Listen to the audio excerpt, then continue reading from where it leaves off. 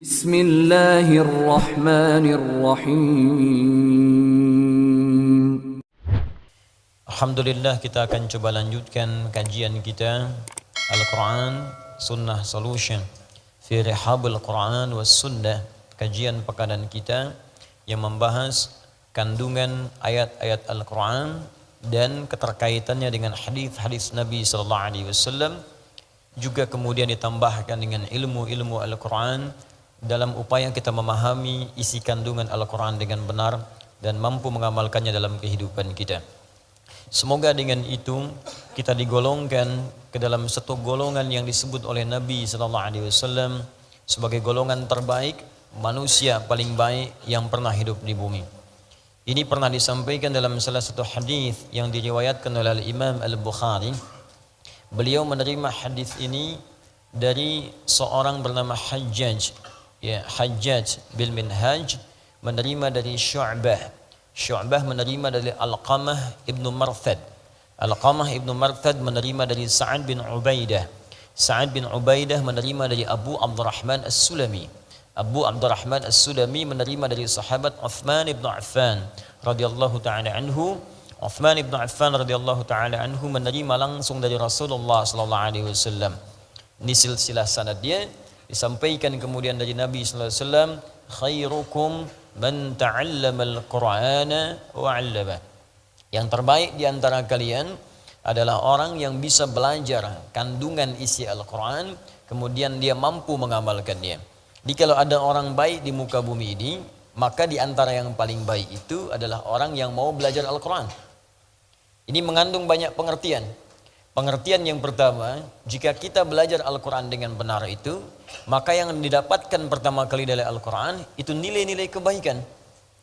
Jadi kalau Anda belajar Al-Quran, apalagi datang ke tempat ini setiap pekan, ada yang naik pesawat, naik kereta, naik bis, ya, naik sepeda, naik sendal, ya, dan seterusnya sampai tiba di sini untuk belajar Al-Quran.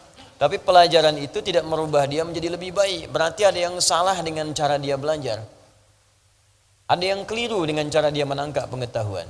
Sebab seorang yang belajar Al-Quran itu ciri pertamanya, kata Nabi, langsung Nabi yang sebutkan. Ciri pertamanya, Al-Quran yang ia pelajari akan merubah kepribadiannya, memiliki sifat dan sikap yang baik dalam kehidupan.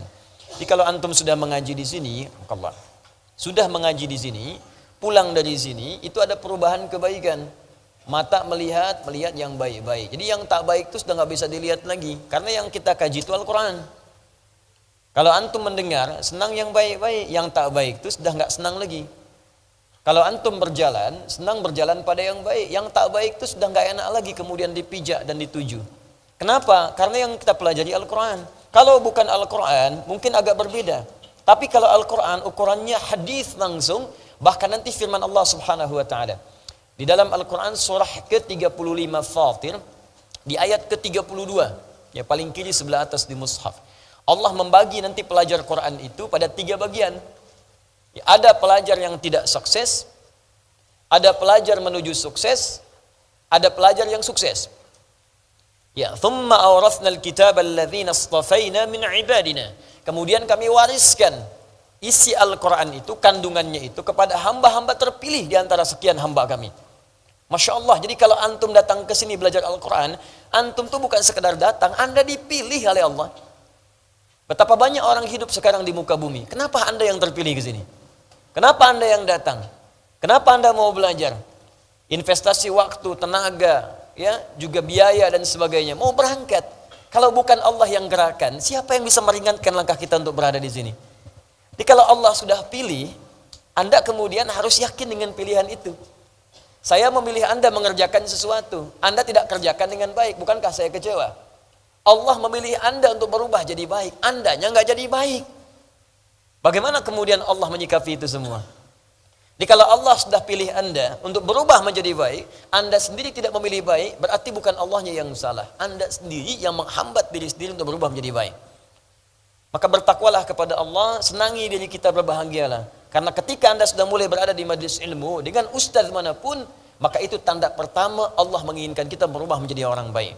Itu ada di dalam hadis Al-Bukhari dari sekitar 97 pembahasan 97 kitab di hadis Al-Bukhari. Di kitab ketiga namanya Kitabul Ilmi. Kitab pertama Kitab Bad'ul Wahyi, yang kedua Kitabul Iman, yang ketiga Kitabul Ilmi, nomor hadis 71. Ya paling kiri sebelah atas di kitabnya jilid yang pertama. Nabi langsung menyampaikan riwayat sahabat Abu Hurairah radhiyallahu taala anhu. Diriwayatkan juga hadis ini dari Muawiyah bin Abi Sufyan radhiyallahu taala anhu. Ya an Rasulullah sallallahu alaihi wasallam qaal, apa yang Allah sampaikan melalui lisan Rasulnya. Lihat kalimat Nabinya. Man yuridillahu bihi khaira yufaqqihhu fid din. Man yuridillahu bihi khaira, siapapun yang diinginkan oleh Allah berubah menjadi orang baik, punya sifat-sifat kebaikan. Man itu ismun mausul, yadullu 'alal fardiyatil 'ammiyah. Huruf sambung konjungsi nunjuk pada objek atau subjek. Siapapun secara personal tanpa batas. Di setiap orang. Laki-laki, perempuan, tua, muda, besar, kecil, setiap orangnya, setiap Anda. Dan itu umum, jadi nggak peduli background Anda itu siapa.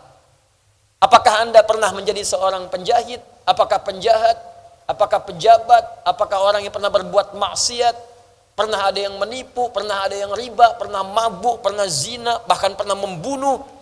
Kalau Allah sudah inginkan baik, jadi baik tuh. Contoh paling gampang di jahiliyah, kan komplit di situ. Penipu ada, pembunuh lengkap, pembegal ada semua. Jadi kalau ada yang sekarang penipu, pembunuh, pembegal, telat sebetulnya, karena sudah keduluan.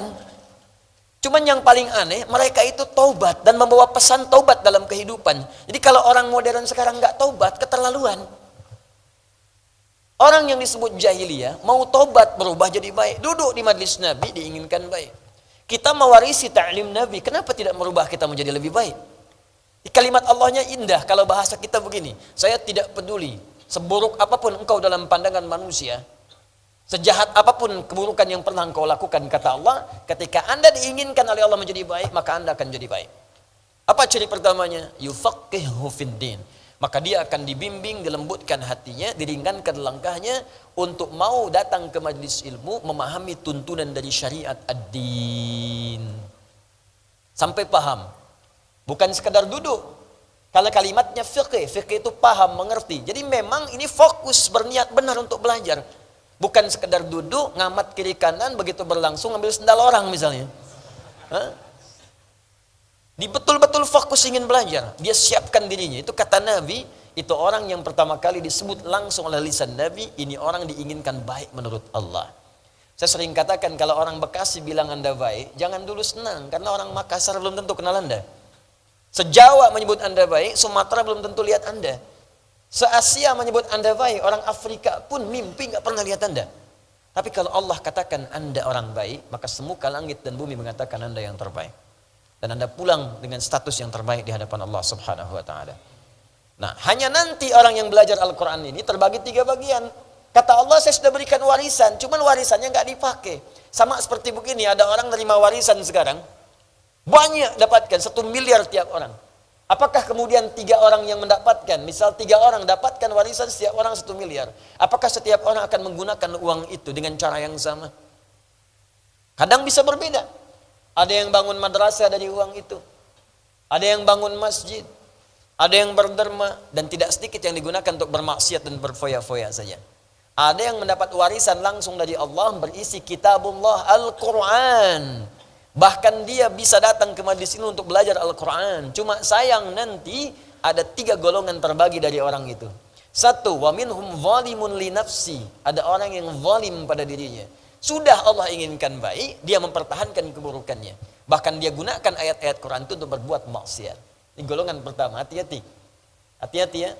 Bahkan nanti di majlis ilmu itu ada yang mengutip ayat-ayat Allah, bahkan untuk bertentangan dengan hukum-hukum Allah. Semua agama adalah sama, menuju Tuhan yang sama. Cuman caranya beda-beda. Dipotonglah kemudian ayat-ayat Quran. Quran surat sekian, ayat sekian. Tidak dilengkapi, dipotong sebagiannya jadikan dalil. Hati-hati, ada yang begitu. Awas, karena Al-Quran sudah menyebutkan 15 abad yang lalu. Quran surah kedua Al-Baqarah ayat 204 ya, sampai dengan 206, paling kiri sebelah atas di mushaf. Wa minan nasi may yu'jibuka qawluhu fil hayatid dunya wa yushhidullaha ala ma fi qalbi wa huwa aladdul khisam. Di antara sebagian manusia Ada di antara mereka orang-orang yang kalau bicara itu kata-katanya begitu menarik. Retorikanya cantik. Jadi orang ini kalau bicara itu memukau kata-katanya. Punya magis kalau bicara. Menarik sekali, bagus rangkaian katanya. Kadang-kadang memotong ayat-ayat Al-Quran dan mengambil nama Allah. Tapi dia tempatkan di tempat yang tidak benar. Wa huwa aladdul khisam. Ini musuh paling bahaya. Paling bahaya. Bahkan nanti ada di antara mereka mengambil ayat digunakan pada yang tidak tepat, bahkan nanti ayat itu digunakan untuk mengolok-olok orang Islam sendiri. Ada di Quran surah keempat nanti, ayat 140. Ya, sebelah kiri paling bawah di mushafnya. Wa qad nazzala 'alaika fil kitab an idza sami'tum ayatillahi yukfaru biha wa yustahza'u biha fala taq'udu ma'ahum hatta yakhudhu fi haditsin ghairi innakum idzan mithluhum innallaha jami'ul munafiqina wal kafirina fi jahannam jami'a. Kata Allah, telah tetap ketentuan dalam Al-Quran, Al-Kitab, jika Anda mendapati orang-orang sengaja mengolok-olok menggunakan ayat Al-Quran atau memutarbalikan isi kandungan Al-Quran.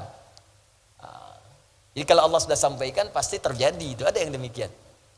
Maka jangan sertai mereka, kata Al-Quran.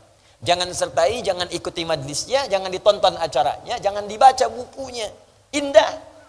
Dan Al-Quran tidak mengatakan cela mereka, tidak. Saking indahnya bahasa Al-Quran, gak usah dicela. Mencela sesuatu yang sudah tercela itu buang-buang energi. Itu perbuatan sudah dicela. Ngapain mencela yang sudah tercela? Cukup tinggalkan saja, kata Al-Quran. Lalu kenapa? Kalau ditinggalkan nanti dia merasa ada yang salah dalam dirinya, supaya dia balik lagi. Hatta yakhudhu fi haditsin ghairi. Sampai dia balik lagi. Kalau sudah balik, rangkul lagi. Itu indah ya. Celaan tidak ada, makian tidak ada, ya, hal-hal buruk tidak ada. Hoax tidak usah dibuat, tinggalkan aja. Nanti dia sadar, oh ada yang salah dengan saya. Indah sekali merangkulnya. Balik lagi, baru kita rangkul. Tapi kalau Anda ikuti, innakum idzam mithluhum. Lama-lama Anda seperti itu nanti. Statusnya muslim, tapi sholat tidak. Puasa tidak. Azan tertukar, di masjid gak ada yang azan, tempat ibadah lain azan. Masjid kosong, gak ada sholat, tempat ibadah lain ikutan sholat. Bahkan yang paling aneh, masjid banyak kok sholatnya di tempat ibadah lain. Nanti ada yang salah di situ. Nah, jadi teman-teman sekalian, coba kita nilai ya. Ini sampai dengan malam ini, di pertemuan saat ini, apakah kajian kita sudah merubah diri kita menjadi lebih baik dalam pandangan Allah? Wa minhum muqtasid. Ada orang yang sedang berubah nih, hijrah, tengah-tengah. Ya, maksiat tidak, tapi berbuat baik pun bagi yang lain belum. Baru paket hemat untuk pribadinya. Ya, di kalau baca Quran mojok-mojok dekat tiang, ulang-ulang. Bah, silahkan Ustadz jadi imam. Saya belum Ustadz. Masih mengulang dulu, malu nanti. Padahal sudah hafid 30 juz. Itu paket hemat itu, muqtasid. Ya, ada yang dekat mimbar bolak-balik. Masya Allah, khusyuk bacanya. Pak, silahkan jadi imam. Ah, belum, saya masih belajar. Emang Bapak mengulang surat apa tadi? Al-Ikhlas. Tapi dekat mimbar. Itu muqtasid, berubah dia. Bagus daripada tidak sama sekali. Sebelumnya rajin lihat berita, sekarang dia mulai baca Al-Quran. Sebelumnya keluar gak bawa apa-apa, sekarang naik busway pun bawa mushaf. Naik kereta bawa mushaf, bawa aplikasi, baca Quran. Ada perubahan di situ.